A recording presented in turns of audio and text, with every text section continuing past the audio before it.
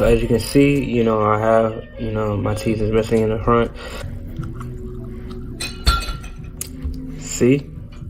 Today I'm gonna show you guys a video of me with my instasmile classics A1. So as you can see, I have, my teeth is missing in the front, and this is part of my story. So 2 years ago I got in a car accident, and I hit my head on the steering wheel, and since then, I haven't had my front two teeth in my mouth. So I recently came up on instasmiles. So I went and I bought my instasmiles, and they're the A1 classics. So this is what it looks like with them on.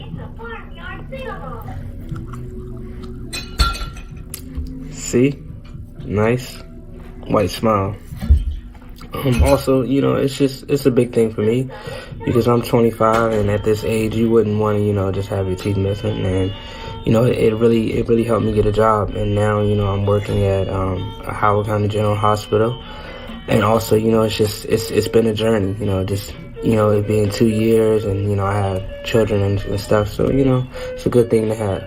And I want to say thank you to instasmile and the whole team and the social media team for just getting in touch with me and giving me discounts and deals on the instasmiles. Thank you.